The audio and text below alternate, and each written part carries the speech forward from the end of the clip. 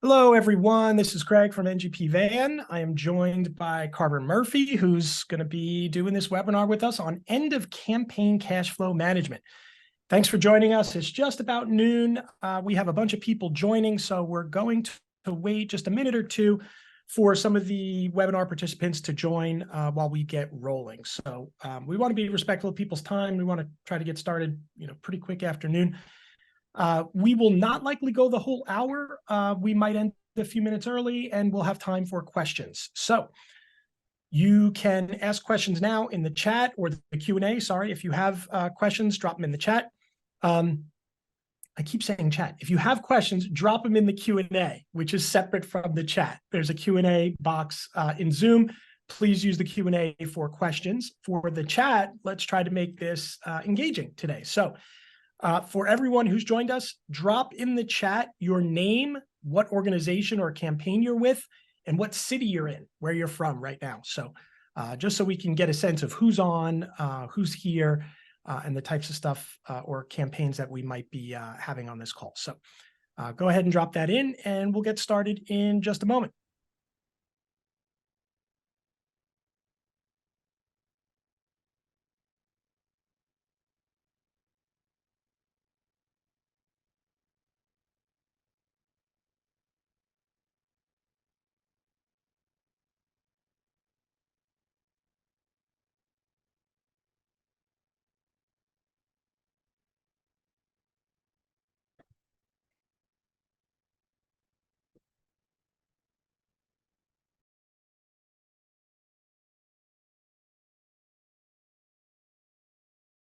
Okay, as everyone's putting info in there, we'll get rolling with the webinar. Just a little bit of housekeeping first. Yes, this is being recorded, so you don't have to furiously take notes. Just relax and listen to the presentation, and we will be sending a follow-up via email. You will get a copy of the video. It'll basically be a link to a YouTube video. But when this video is done, we like to add captions to it and then put it on YouTube. So you'll get a copy of that video in link form, which will come through email, usually within a couple hours. Sometimes it takes the video team a little bit longer to put the video together, so it may be either later today or tomorrow. Also, you will get a copy of the deck that we are presenting right now in PDF or PowerPoint format. And then if anyone wants it, we could also send the chat across too, so you can see who else is on, or if there are things discussed in chat, we can send a copy of the text chat along. So happy to do that as well. So that's a little bit of housekeeping. Just by way of introductions, I am the marketing director for NGP Van, and I am joined by Carver Murphy, who's a campaign manager in Pittsburgh, Pennsylvania. So I will let Carver introduce himself, and then we'll get rolling. Sure. Thanks, Craig.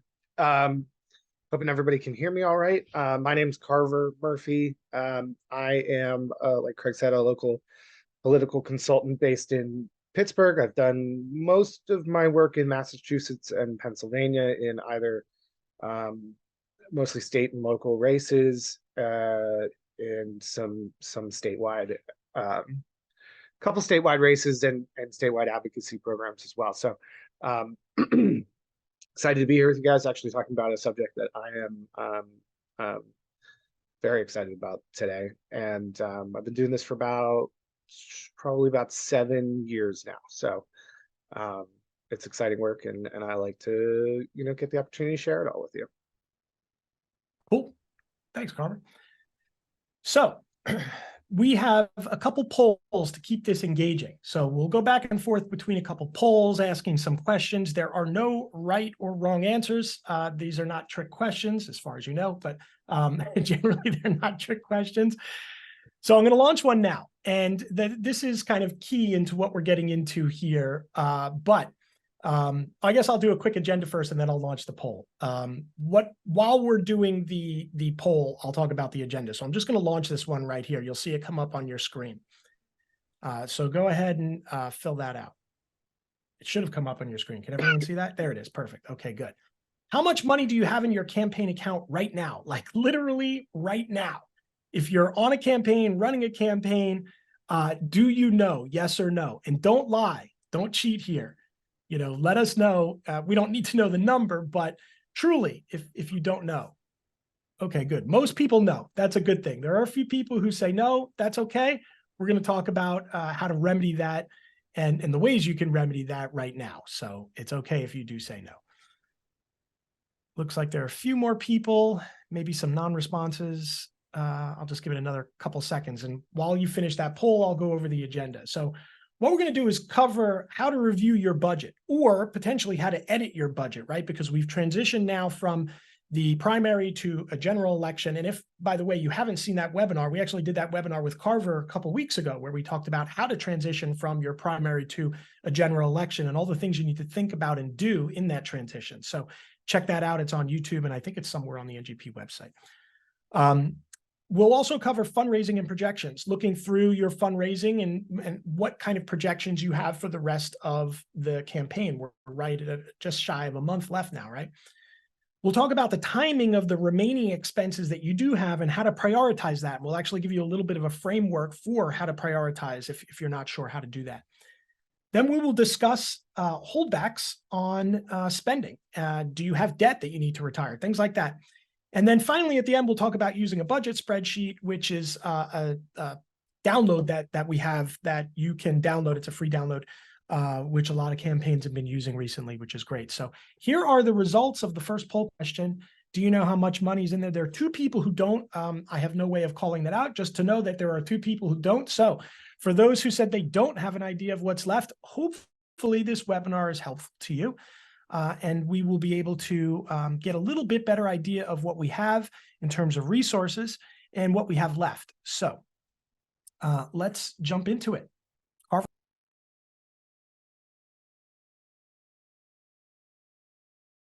All right. Well, as the green line here indicates, if you are not thinking about these things that we're going to go over here in the next probably about half hour or so, yet you really need to start thinking about them. We are, I think, what, about 25 days from election day, something like that. So you're in the final stretch, and you're gonna, if you haven't already started to make some really big decisions, you're going to start making some really big decisions, and you're going to need to be prepared to do that. So we're going to cover today.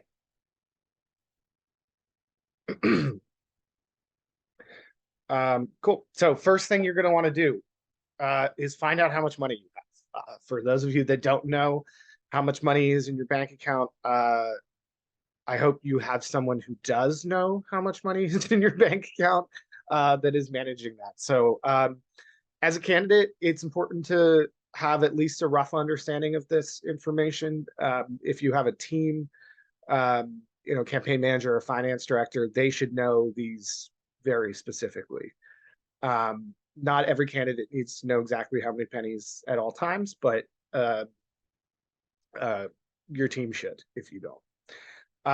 But most important thing you need to understand is, what are you spending your money on? And where is your money coming from, particularly in the last 25 days, 30 days. So we're going to start by talking about where your money is coming from, which I think is the next slide. So we talk about fundraising and projections. So we have our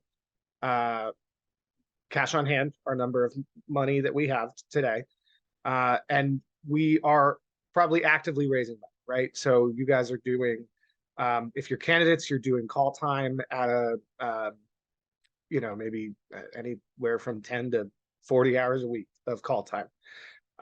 You're probably have a team that's sending out emails to do fundraising. You've probably got events coming up.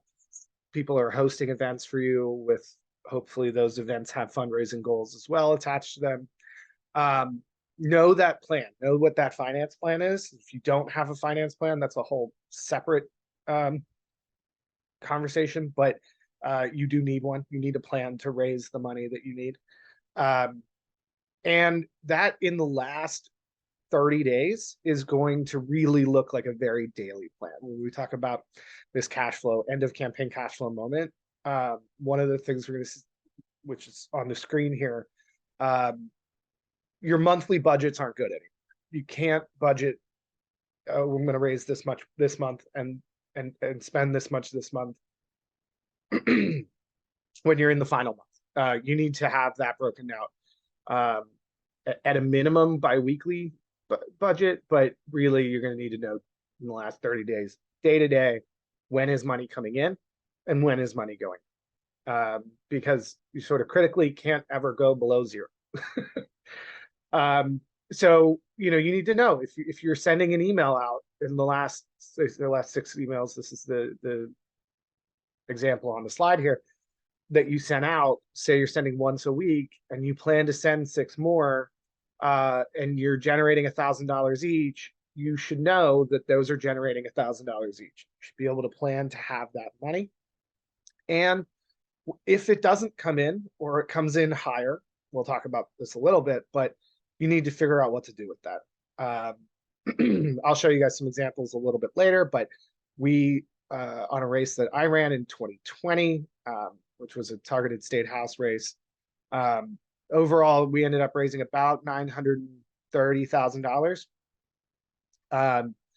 And by the last couple months, and we'll show you what this looks like, but we were raising $2,000 a day online and we weren't doing anything to do that. So I had to sit down and say, okay, I know that an average of $2,000 is going to come in online from partners that have endorsed us, and we're doing small dollar donor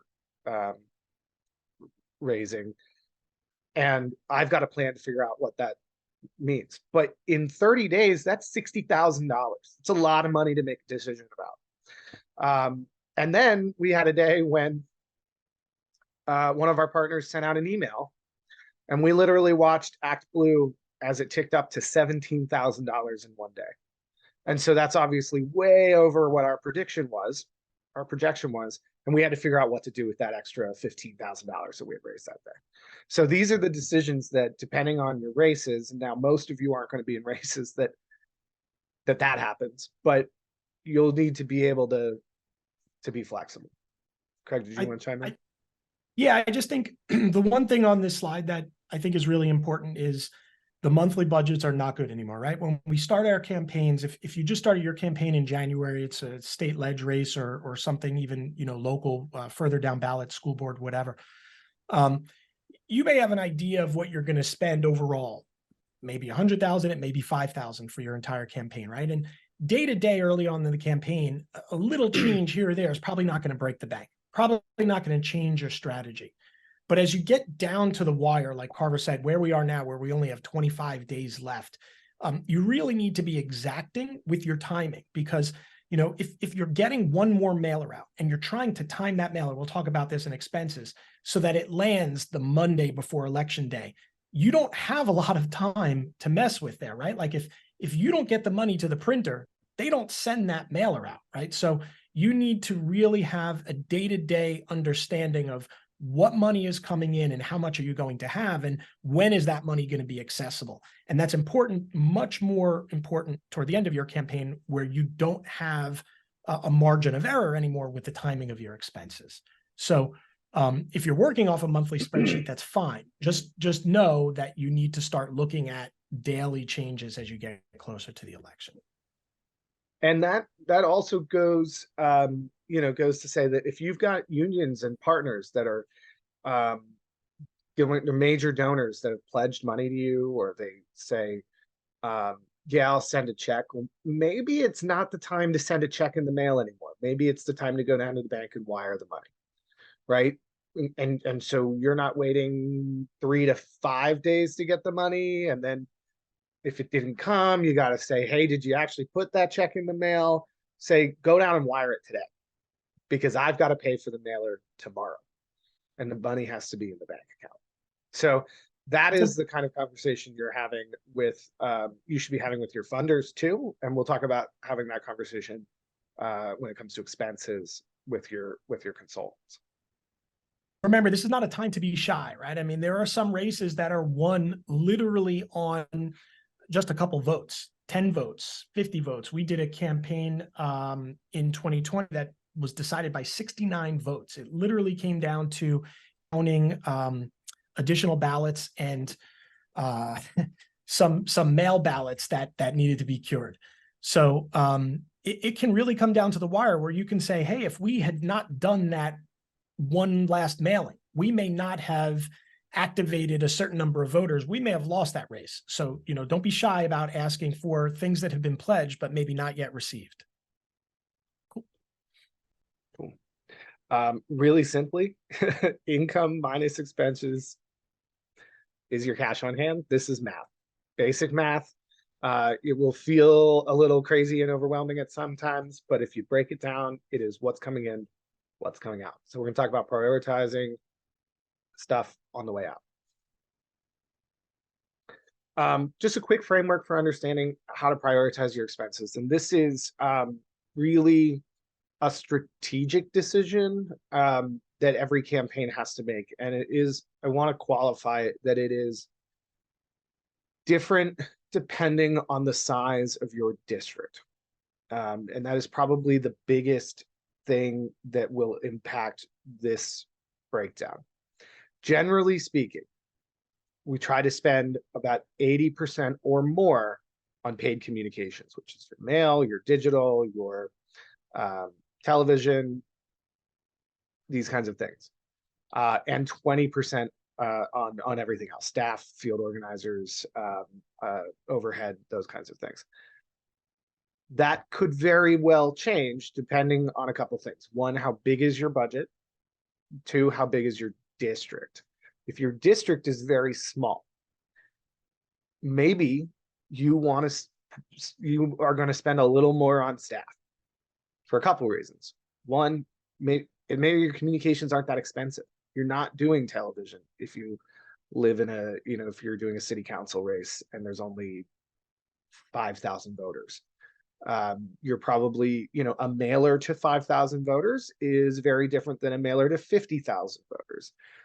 And that's going to change your percentages. And if you say, I want to have a staffer who is on the ground organizing volunteers, knocking on doors, particularly in a small race like a city council race or something in a mid-sized city, that could be a more effective way to spend your money, than saying I'm not going to have any staff and I'm just going to send out mail. Those are strategic decisions every campaign is going to have to make. This is the general framework I try to work with, particularly when I'm looking at larger scale state and local races. I'll show you guys a few of these budgets in a minute, but like I said, the one race I did in 2020 raised $920,000, and the other one I'll use as an example that I worked on last year raised $1.3 million. So these are not small budgets. And I think the important thing here is if you are at 78 and 22, no big deal. If you are at, if you think this is the right framework for your race, and then you're suddenly at 50 and 50, you might take a look or a closer look where your money is going, and also look at your metrics and try to understand the return on that, right? You may have had an opportunity to run some extra, TV that you didn't plan on, and that's okay as long as it delivers results. Or you might have had the opportunity to get a particular mailer at maybe you partnered up with a coordinated campaign and it was a lot cheaper to do a mailer to your entire audience. So then you spent a little bit more mail. So that, jumped you up to 82 or 83%. That's okay too. But just know that when you're looking at these numbers, if you need to, if you see something that's wildly off, it could be a metric that you need to check into and make sure that you are spending according to plan, if you do, in fact, have a plan. All right. So break it down. What are your campaign expenses? Do you owe any debt on your campaign expenses? How much are those things? How much are your mailers? What's one more mailer cost? What's one less mailer cost? How much is your TV plan? How much is your digital? And then look at your finance plan. Can you raise enough money to actually cover all of that? And you'll have to ask yourself the question, do you need to put money? Do you need to find more money? If you can't do that, do you make cuts? Or alternatively, are you finding more money than you thought you were going to, and you need to make sure that you're spending all of it? Generally, you want to spend down to zero. It's embarrassing to end a campaign with, say $30,000 in the bank and you lost by 69 votes, everyone who gave you their money and invested in your race is going to ask you why you didn't spend that, maybe even just 10,000 of that trying to get the last 70 votes you needed. So you don't want to end up like that. And I have seen candidates do that really bad cash flow management, and they end the campaign with money left over because either their partners gave them money too late for them to spend it, or they didn't know how to spend it in the right way. And typically I tell my candidates that I can spend your money down to 1 or 2%. It is pretty close to impossible to get exactly 0. So don't sweat yourself if you have some buffer. And in a minute, we'll talk about why you might want to have some buffer. But when you're spending down to 0, also understand, or you're talking about cutting, or you're talking about raising a little bit of money, there's always a question of, can your candidate's network cover it? Maybe you have a major donor that can help you. If you ask them specifically, can you help cover this gap? Is your candidate willing to cover it? Sometimes candidates invest in their campaigns early on.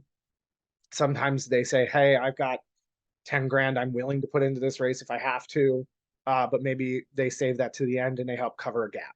Or maybe your candidate can't cover any expenses at all. Politics is an expensive thing, and unfortunately, sometimes that's a barrier to people running in the first place. And what you don't want to do is certainly don't want to put your candidate in a personal situation where their finances are kind of screwed up by running for office. Another thing to think about too, a lot of campaigns start off with the candidate making the campaign a personal loan. And if that is structured as a loan, and not just that person, investing in the campaign, like, hey, I'm going to buy some snacks for volunteers, or I'm spending money of my own money, and reporting it properly. But if it is structured as a loan, that needs to be paid back or potentially held back, right? So if you have $20,000 left in the bank and the candidate has made a $10,000 loan that he's expecting to get back, or she's expecting to get back, you need to take that out of what you can spend before you spend everything down. Because if you're not paying attention to your expenses, you could inadvertently kind of spend that money and then not have that there for the end of the campaign, win or lose. And then the candidate, unfortunately, gets stuck with that. So something to think about in terms of how you do that. And for the people coming onto campaigns late, who, it's not uncommon for consultants or campaign managers to come onto campaigns even later on. If you haven't had those conversations with the candidate, make sure that you do that, because, in the flurry of activity that happens before an election, that might not be something that gets covered by the candidate. So make sure that you have those conversations about any kind of debts that may not have surfaced in terms of your time working with candidate. Cool. And we're going to talk about prioritizing here. And I like to have you consider that the way you spend money is in buckets. And you want to fill those buckets, fill one first, then move to the next one, then move to the next one. So for me, I generally set up that the campaigns where I invest in staff first. And that depends on the size of the campaign, what that staff looks like. But I think you need a team around you to be successful in a campaign. And that the best campaigns are run with professional staff, people who do this on a regular basis and professionally. The next bucket is usually mail, and making sure that your mail plan is fully paid for. That is the probably highest targeted paid communications you can do, because we have the addresses of registered voters, right? The second bucket is usually digital when it comes to paid communications. And then the third one is usually television. And television, we'll talk about maybe on the next slide, but is third in part because it has a real barrier to entry. If you're not spending, give or take what your district is, and cable's a little cheaper, but if you're going on broadcast television, you're not spending $100,000 minimum, it's probably not worth it. You just won't get the saturation you need. So that's why we do mail and digital first. And then to say that it's important to understand that these are flexible. And as your money's coming in or going out, can you add more to your mail plan? You add another mailer, maybe another mailer is only $10,000 or $20,000. And you suddenly raise $10,000 you didn't know about. Can you add a mailer? Or maybe that's a hyper targeted mailer. Maybe you're say, I want to add a mailer, but just to women voters, right? And if you can do that, maybe that's only half of the cost, but that sort of is the way to fill up how you spend that extra money you didn't know you had. Or likewise, the other direction, right? So do you have to cut a mailer? Which mailer is that? You should know what your plan looks like. And if your consultants haven't given you a clear schedule and plan, they need to do that. You need to know when your consultants or maybe your party partners, a lot of times in Pennsylvania, the state party will pay for, and this is true elsewhere too, but will pay for the mailers because they get a cheaper rate on the postage, and the campaigns will donate the money to the party to help cover that cost. If the party needs the money to pay the postage, then you need to know when to transfer that money. If your mail firm needs the money to pay for postage and pay for mail, you need to know when to transfer that money. So they need to tell you that. Likewise with digital or television spending. They also need to tell you the last day you can do it. If you come in the final week and say, oh, I just got $30,000 I didn't know about, can I put it on TV?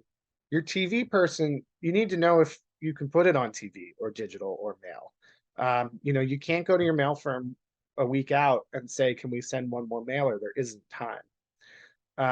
And so you need to know when the last day you can put money in any one of these buckets is. And if you're projecting over or under, you've got to make those cuts or additions to your program before that last day. Again, I think this last part is really an important one here, right? We're just a little under a month out from election time. And if you haven't asked these questions, you should, right? You should ask them right now. If you don't have a digital consultant or an ad consultant or a mail consultant, you need to basically find out from your printer or a volunteer who's helping you with creative, find out when the last day to do these things are, right? If you think about it, just take a mailer, for example. Generally speaking, all states will prioritize political mail in the run-up to an election. You may not know this, but they actually do that. They will make sure that political mail gets sent out because of the immediacy of it and the importance of it before an election. But you can always plan that it's going to be a few days, right? So like you can't send something out Monday before a Tuesday election and expect it to get there that Monday, right? It's not Amazon delivering with a 2-hour, drone kind of thing.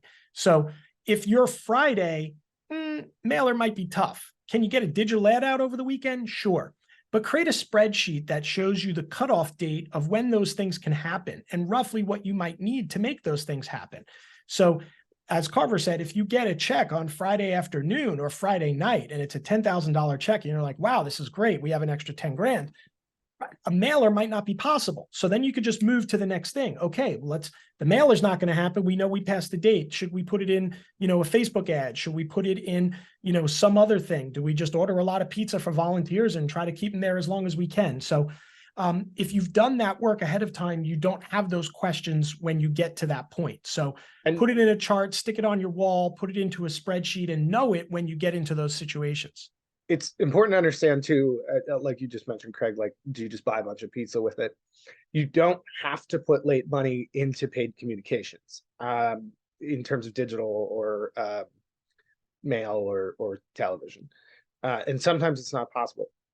but you could put it into paid door knockers for election day. Or you could do a couple rounds of texting to your universe that, that's something that you can usually fire up pretty quickly. If you're doing texting, make sure that you're registered with the FCC ahead of time, so that you don't run into any compliance issues. So make sure you do that. If you're doing digital ads, make sure you get approved by Google and Facebook for political ads first thing. These are things you want to get ahead of too, because you won't be able to, those are things that will delay you trying to make spontaneous decisions as well.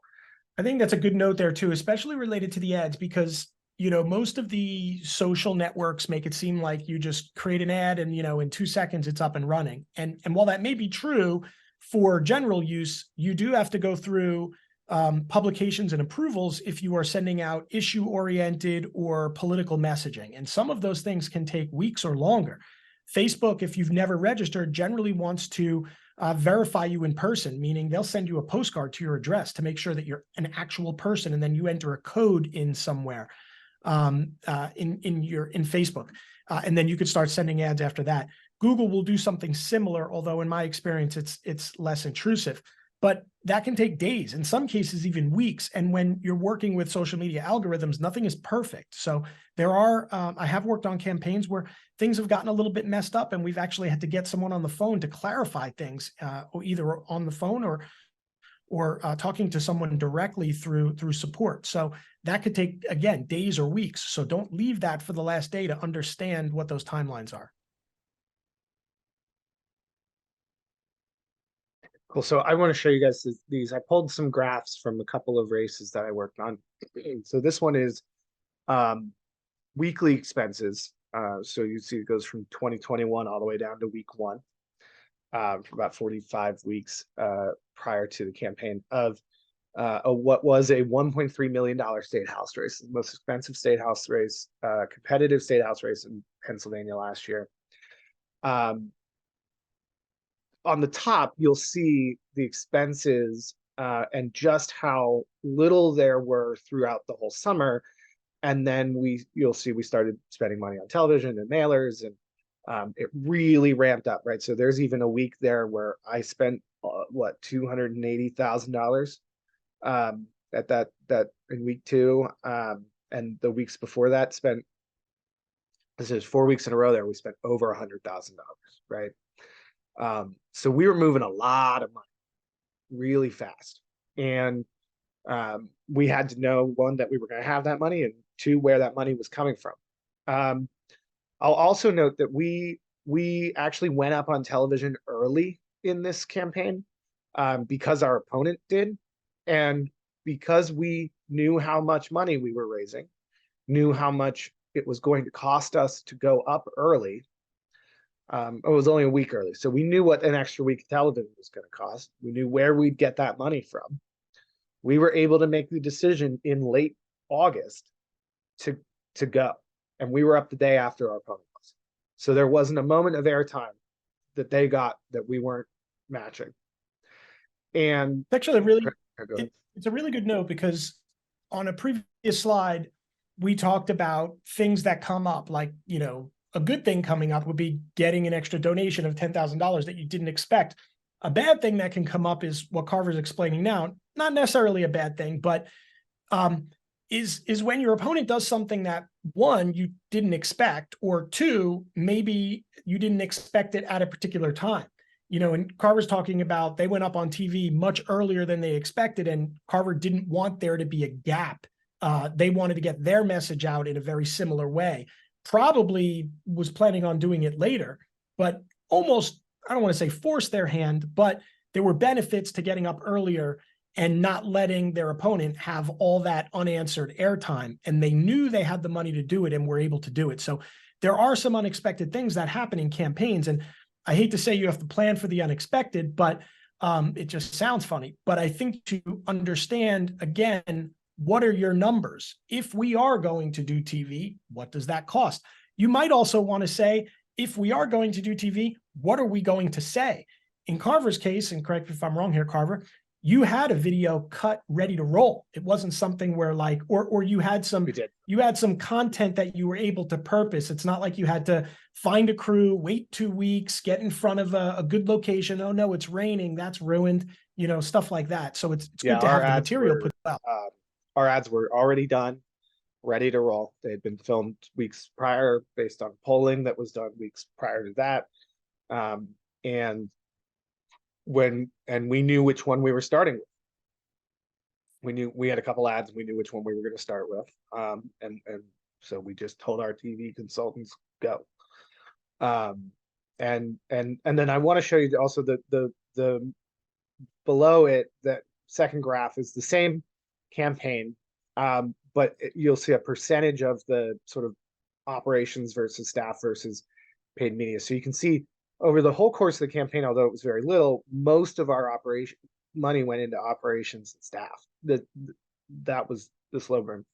But then week 15 and on, the vast majority of the spending was on paid media, and you can see obviously in the graph above just how much of that is. So in what you're spending your money on and focusing your brain around is also going to change as the campaign goes on.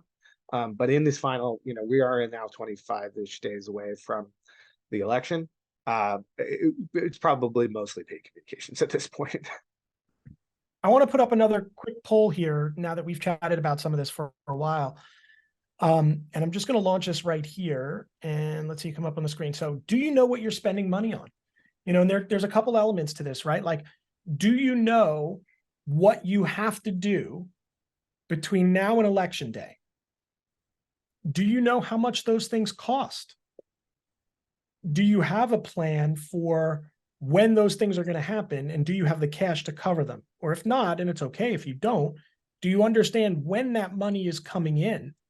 And does that match up with when you might need to make those expenses? I'll give this open for another moment or two. While people are voting, I'll give a quick anecdote on that as well. We had a partner organization that was going to give us about $100,000 on this race. And for those of you that don't live in Pennsylvania, Pennsylvania does not have campaign finance limits for its state stuff. So if you're not waiting on a $100,000 check, I can understand that. If that sounds a little bonkers, it is. It is crazy to spend $1.3 million on a state house race. And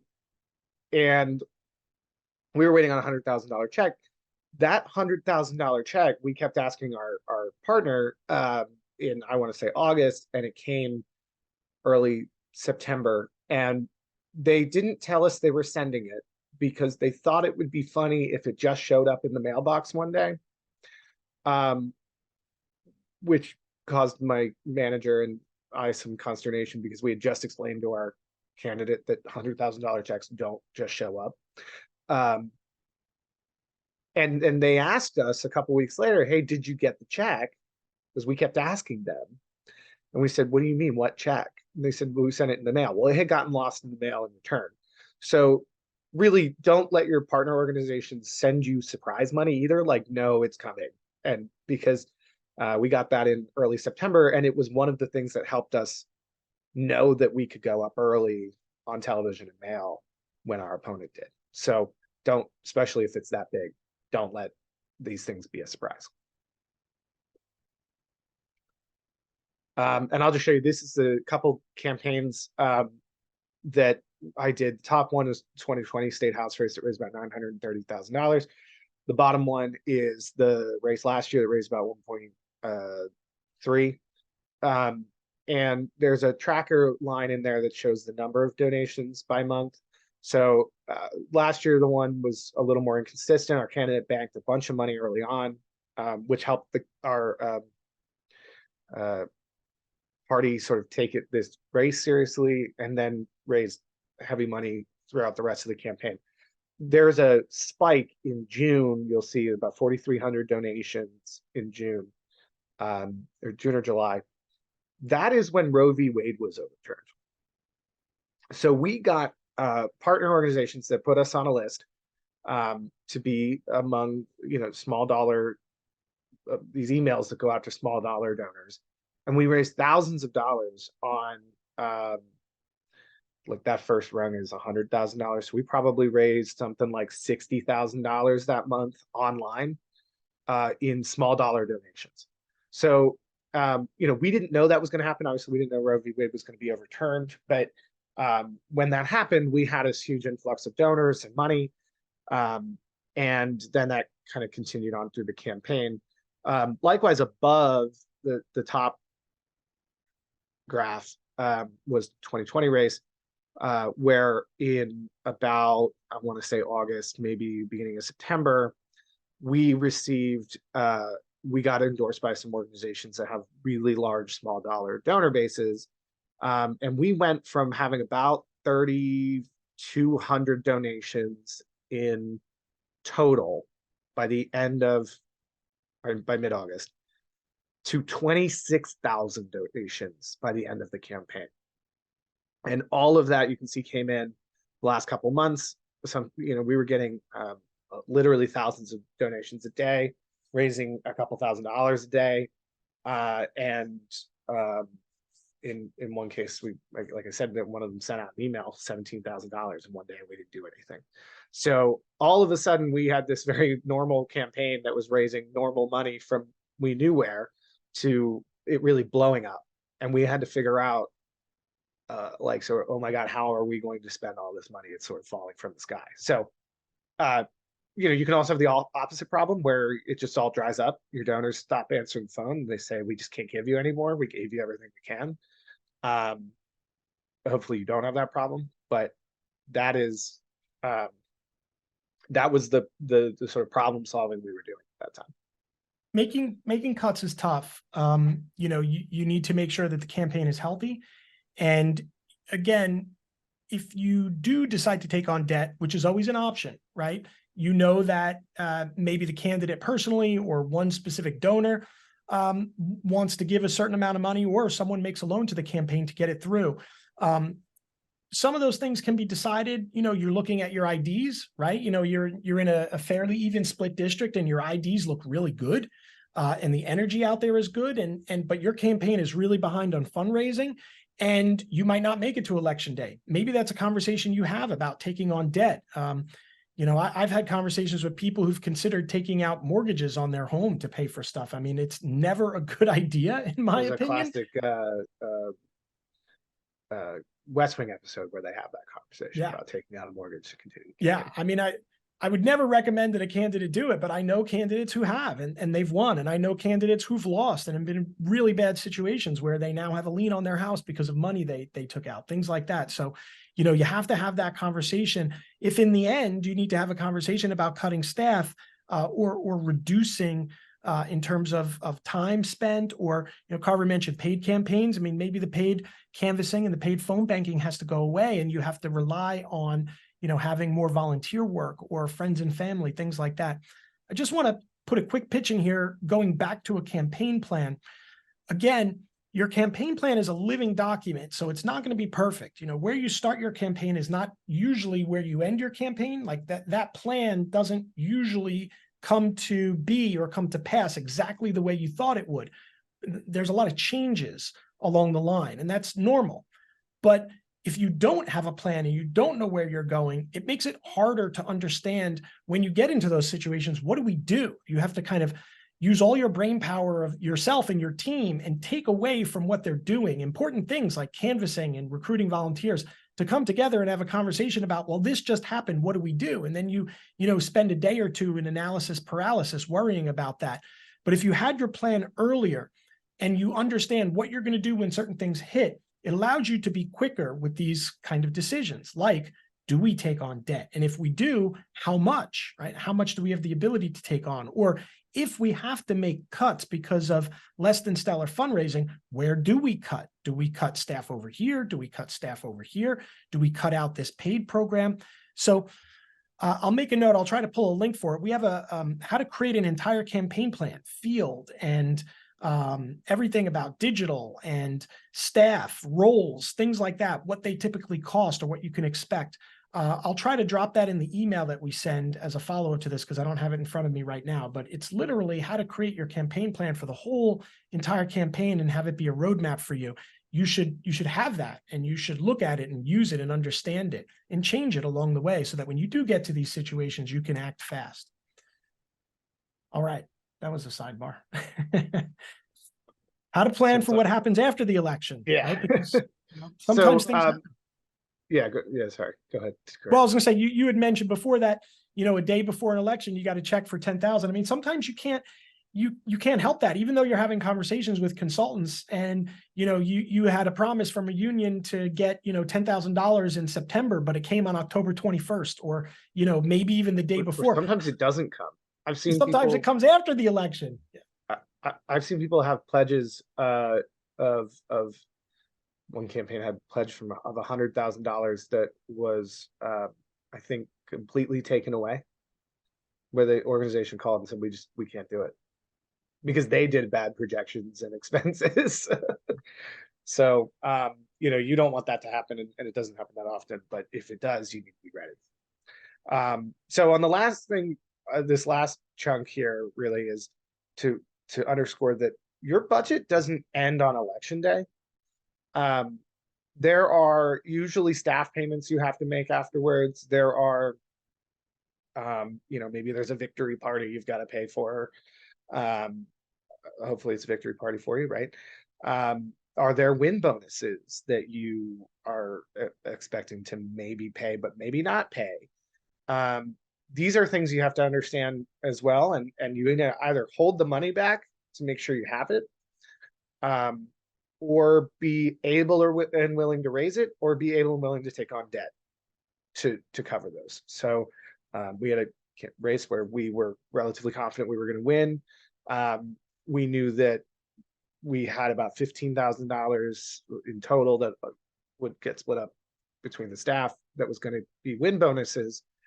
And we asked ourselves the question, do we spend the last $15,000, or we hold that? Make sure we can pay the win bonuses.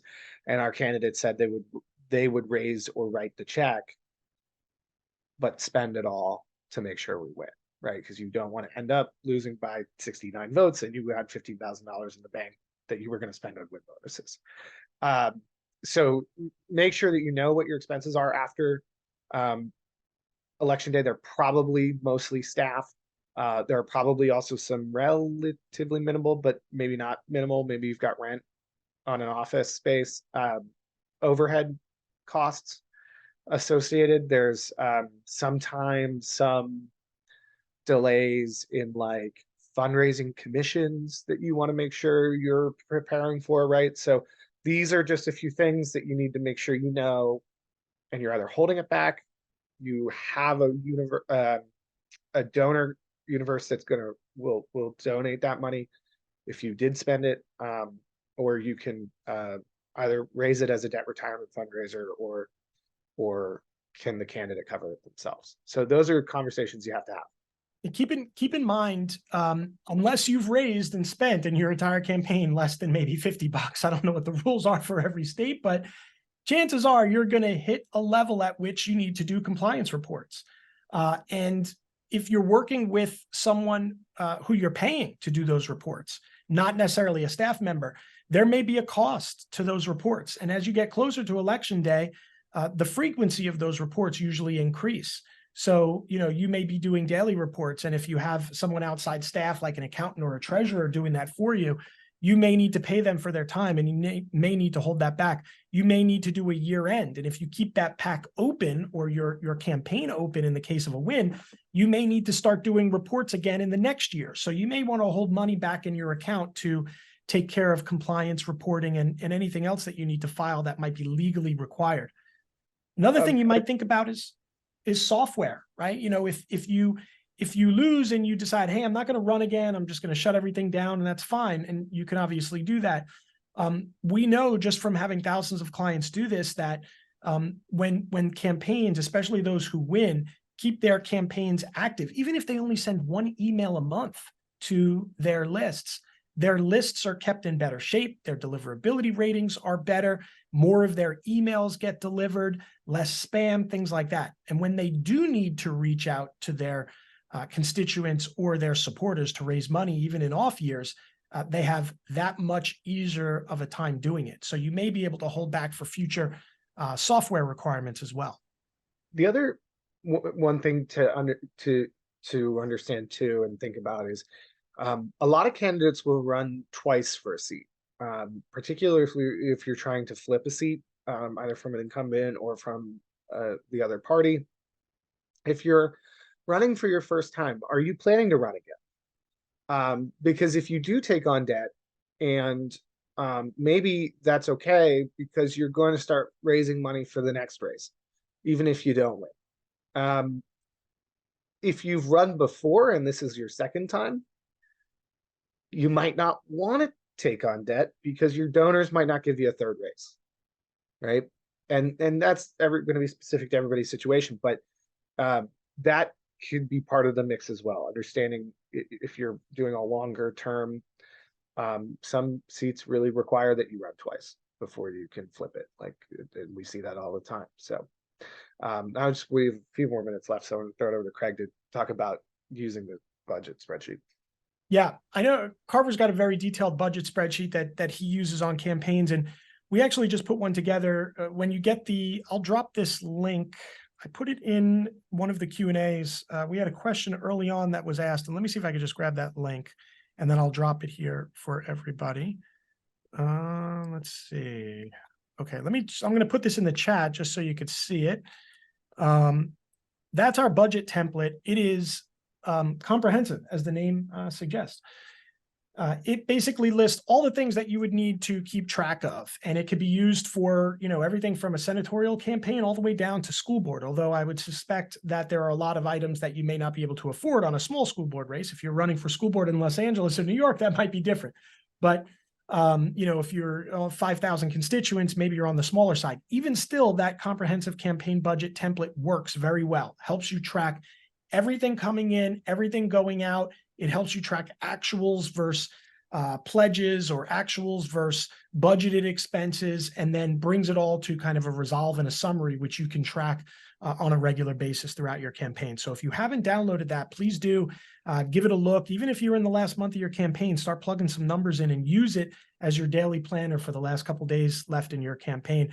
If you're planning on running next year, it's a great way to get up and running with a budget template that you can use and refer back to, even if you're just trying to assemble your team now and understand what it's going to cost to get into that campaign next year, which the earlier you start, the better. So download that template. If you have any questions, give us a buzz. I think we have some instructions in the template too, but it's pretty easy to use, as Carver mentioned earlier. It's really just some simple math, right? Income minus expenses gives you your cash flow. So managing that on a day-to-day basis, if you can keep it simple, is a great thing to do. So we got about 8 minutes left for questions. So why don't we? Let me put up a poll too. We try to make sure that we're not spamming people. So I'm just going to launch this poll. If you would like to hear from Carver directly, if you have questions related to budgets, end of campaign flow, end of campaign cash flow management, and you would like to chat with Carver, just click yes on that thing, and we'll make sure to get your information over to him. We do this so that we don't have to have just contact people randomly, that kind of thing. So if you have additional questions, you could always email us or head over to ngpvan.com/get elected to take a demo of the software. Carver's email is up on screen right here. So if you have a question, you could email him directly, or if you fill out this poll question, we'll make sure that Carver gets your information so that he can reach out to answer any questions you have. I will reach out, and I will reach out this week. Yeah. And then for any questions, we didn't have a ton of questions, actually, unanswered questions. So either everyone's asleep, or we just didn't do or we did a great job, I guess, preceding questions. Probably not the latter, although you did a great job, Carver. So if there are any unanswered questions, just send them to me via email or Carver, and we'll make sure to get them answered. And then we will put together the recording of this video, the link to the deck, or a copy of the deck in PDF, and we'll send that probably in the next 24 hours to everyone who registered and everyone who attended. So We got maybe 5 more minutes. So any questions, just drop them in the Q&A or drop them in the chat, and we'll try to answer them as we go along here. We have a quiet group today.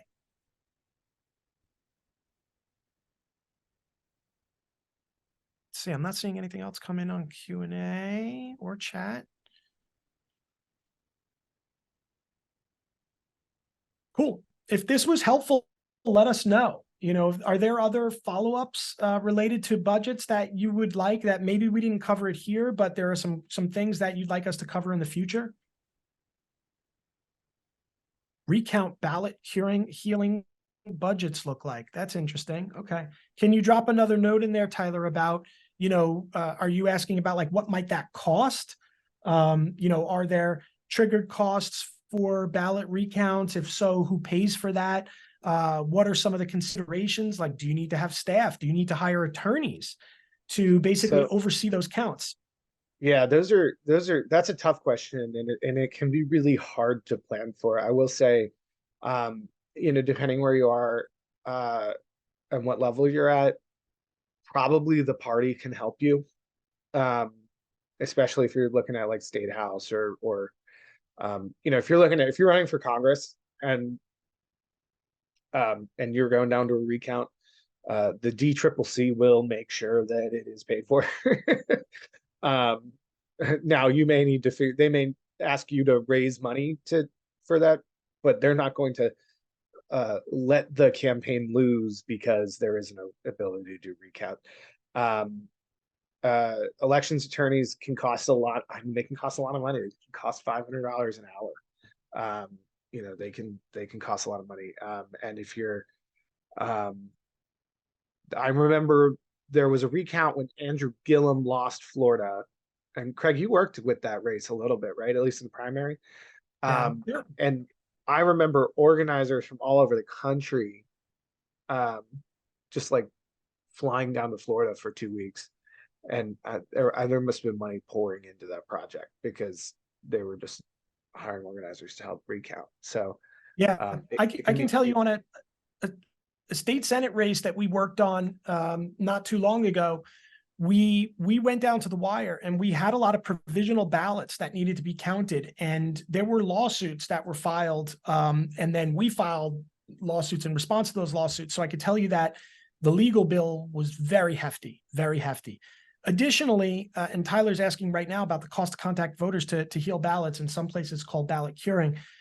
We did that, and we did it. We started off via text, and then we did it via phone, right? So we had a texting budget, and you know, we had spent down almost to zero in that campaign. So we needed to raise additional money technically after the election to go ahead and do texting. And, you know, thankfully it's not like we had to text thousands of people, but it's an interesting topic, right? Imagine you getting a text message that says, oh, by the way, your provisional ballot may not count unless you go down to the county and sign something that, you know, an affidavit that was really your ballot, right? Like, that's almost crazy. Like, if I got a text like that, I would think it's a scam.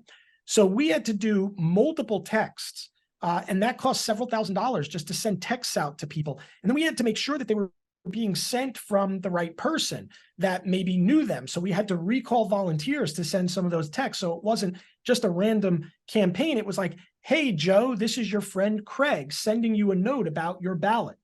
We also had, there was no time to do mail, right? Because at that point, when things are tied up in court, you know, election cases go before anything else, right? Even before murder cases, election cases, when they go to court, are usually going to precede anything else on a judge's docket. So it's not like you have a week or 2 weeks to kind of suss out some stuff. A lot of times you'll meet in the morning and the judge will say, I need to have this information, you know, by noon in front of me. So that stuff moves very quickly. But to your point, Tyler, maybe it's worth doing, you know, a webinar on that kind of topic and doing something separate. I think that might be fun to do and informational. I'll add too that this is one of the reasons that I always pay my staff through the middle of the month. My staff are always paid for the first 2 weeks of November, if not through the end of the month, depending on the race. Because there's always something to do after election day. There's always wrap up to do. And or this happens, right? And you've got to it's not just going to clean up yard signs, you've got to do work. to make sure that it ends well. So make sure that you should plan for that. That there might be stuff to do after election day, and if you're only paying your staff through election day, in all likelihood they're not going to pick up the phone the day after election day if you're not paying them. So it's important to plan that, again, your election does not end on election day, and your budget shouldn't end on election day. Cool. Good summary. Good wrap up. Thanks, Carver. Appreciate your expertise. Thank you, everybody, for joining. We're right at time, so we'll end here. Thanks for joining us for this one. Just a quick note, I think right after, I don't know if we have any more webinars planned for before Election Day, so we'll probably, go a little bit quiet until after Election Day. After Election Day, we have a couple really good webinars. We have one with an organization called @Advocacy, where we'll be discussing how to work with social media influencers for your next campaign. It's going to be a cool one, certainly relevant and timely topics. And then we have some additional webinars coming up toward the end of the year where we discuss planning your campaign, creating campaign plans for 2024. So join us for those. You could check out our website, our email. We'll be sending emails to get you registered for those. So appreciate all your time and attention on this one. Thanks for making it an engaging webinar. We will have within the next 24 hours a video link and some of the additional information like the slides and the deck sent out to you via email. If you have any questions, give me a shout. Carver's dropping his email in the chat right now, and you can see it here up on screen. Seriously, reach out. I'm happy to help. Yeah, perfect. Thank you so much. We'll see you all soon. Take care.